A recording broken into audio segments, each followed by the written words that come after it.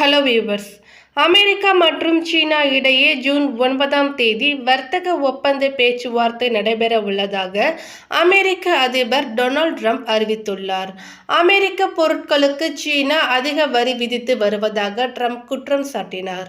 இதனை அடுத்து சீன பொருட்களுக்கு அதிக வரி விதிக்க தொடங்கினார். அதற்கு பதிலடியாக சீனாவும் அதிக வரி விதிக்க தொடங்கியதால் இரு நாடுகளுக்கும் இடையே வர்த்தக போர் ஆரம்பமானது.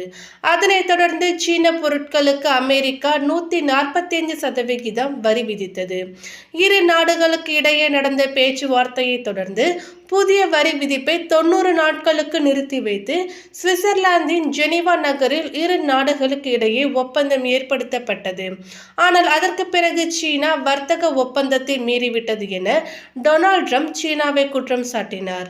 இந்நிலையில் அமெரிக்க அதிபர் டொனால்ட் ட்ரம்ப் தனது அமைச்சரவையில் பிரதிநிதிகள் ஜூன் 9ஆம் தேதி லண்டனில் சீன அமைச்சரவை உடனான சந்திப்பில் வர்த்தக ஒப்பந்தம் குறித்து விவாதிப்பார்கள் என்று தெரிவித்துள்ளார். இது குறித்து ட்ரம்ப் சமூக வலைதளத்தில் வெளியிட்டுள்ள பதிவில் கூறியிருப்பதாவது: கருவூல செயலாளர், வர்த்தக செயலாளர் மற்றும் அமெரிக்க வர்த்தக பிரதிநிதி ஆகியோர் ஜூன் 9ஆம் தேதி லண்டனில் சீன பிரதிநிதிகளுடன் வர்த்தக ஒப்பந்தம் தொடர்பாக பேச்சுவார்த்தை நடத்துவார்கள் என்பதை அறிவிப்பதில் மகிழ்ச்சி அடைகிறேன்.